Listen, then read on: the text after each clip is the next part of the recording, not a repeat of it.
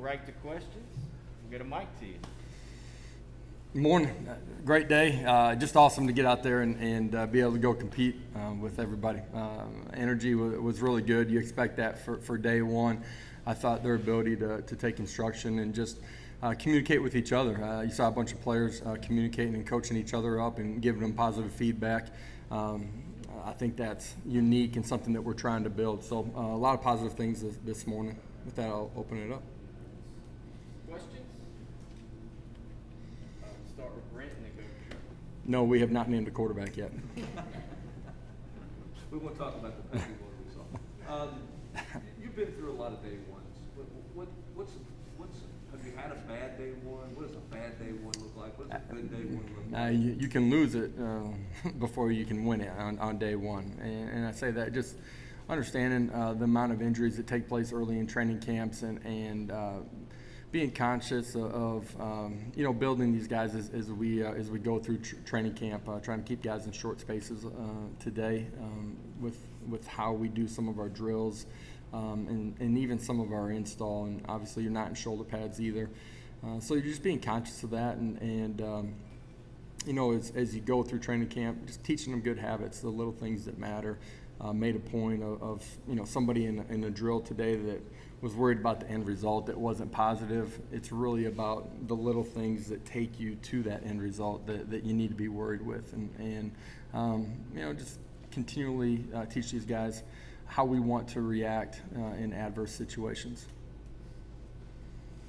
Josh, what did you think about the players that missed spring but got back out there today? Able to get pads, somebody like Jeremy Banks. Yeah, you didn't feel like they hadn't been out there. Right. Jeremy Banks. No, but just they're understanding the flow of practice. Jeremy's up in the front of the line. We get into special team drill. Roman did a fantastic job. LaBruzza looked really good out there. Just some guys that have had long rehab processes. That have come back, and I think they're truly at 100%. They feel comfortable, confident in what they're doing out there on the football field. I think we got a tremendous staff. I got here and we had a large amount of injuries, and we got a tremendous strength and conditioning staff that does a really good job. Dave Young, in particular, leads that for us, does a great job in the rehab process, and they work extremely well with our medical team, Geronimo, and that staff. Just a quick follow-up, I'm sorry. How did Phil Walker look today? Really good. You got some out there. He's still got a knee brace on right now just as a protection, cautionary tale. But I really feel like he's at 100% and is comfortable, just running and movement. And feel like he'll continue to progress. No restrictions on him as we go through training camp. Rob, then Adam. Coach, we all knew this coming in. You don't have a lot of experience at running back. When you see him out there today in drills, it's obviously a really crowded room. With that in mind, is Steve Beckwith, is he at home there? Is that settled, or could he possibly still move? No, I think we have D at running back because we believe that he's a running back. We want to continue to see him progress. I thought during the course of training or during spring ball, his last 5 practices were his best. He started to understand how to press holes, use blockers in front of him, but started to use his body as a true weapon, meaning that he learned how to start playing with a little bit of pad leverage too. As a big, tall, long body back there that's got physical strength, he's got to be really good at reducing his pads to play pad under pad and finish +2 or run through a tackle. We're going to see where he's at as we get into pads. We'll find more out, but certainly that's where we think he's at. Adam Sparks, not Steve. Josh, how do you kind of divide your time out at practice? You need to see big picture, but you also need to see body language and specific things. How do you plot out where you're going to be during practice? Yeah, it really in the structure of our practice, early on when we get through our stretch period or our active stretch, I try to get over to the defense a little bit, and it's my opportunity to get a chance to see them on the defensive side of the ball and make sure that they understand that I'm watching them too and have a vested interest in that.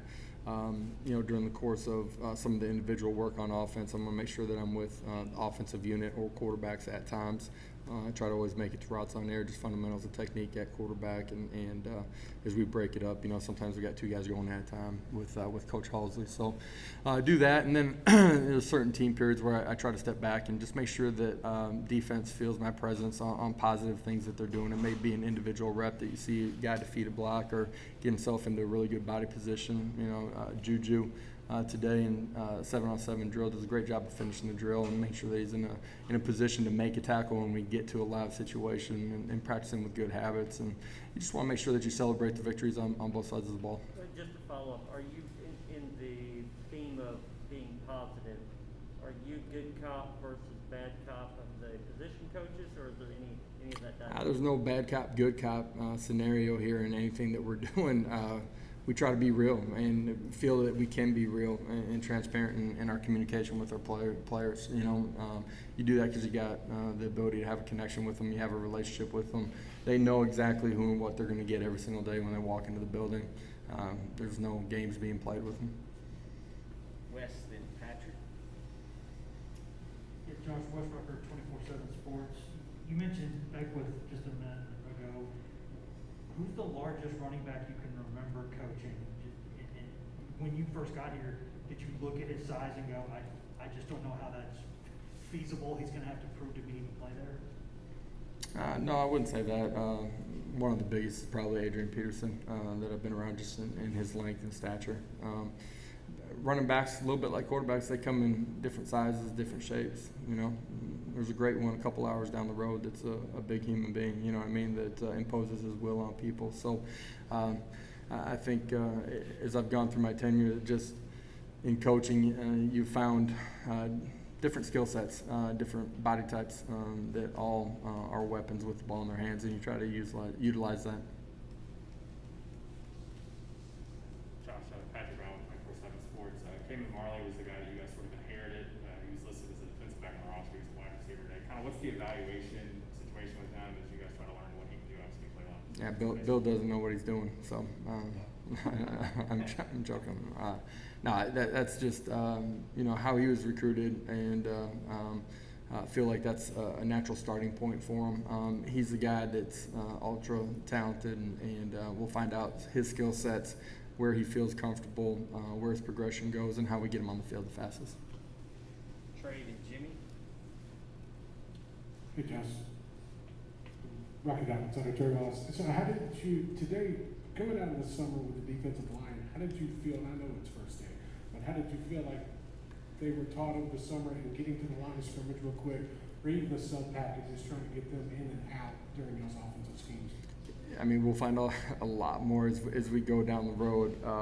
But I think just through the summer, those guys, and really defensively in whole, I think they've gained so much in comfort, understanding, the ability to comprehend C formation, recognize it, communicate all three levels, and truly know their job, know it inside and out.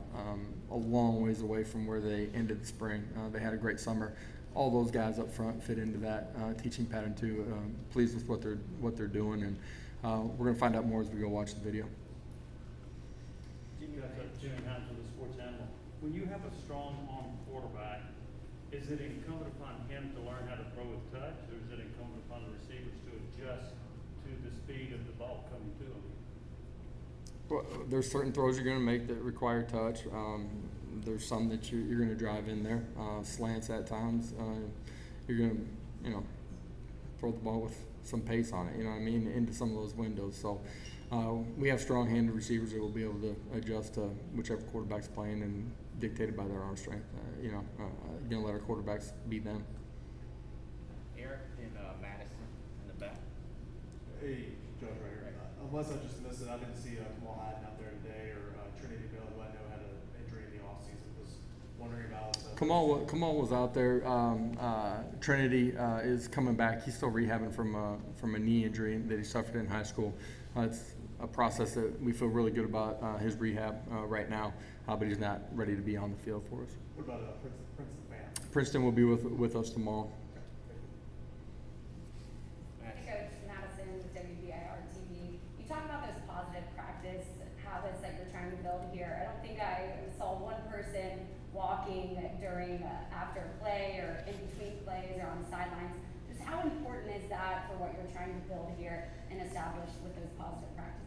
Well, it's being able to be real with them, but having a clear vision of how you want to play on Saturdays and being able to rewind that, and your players understanding what is important. And when they understand those things, then they got a chance to grab onto them. If they don't meet the standard, you communicate it real clearly with them. There's a culture that is starting to build here about doing things the right way. There's players getting on players in a positive way, but being real with each other. And once it starts taking hold inside of the locker room, that's where you have a chance to really accelerate.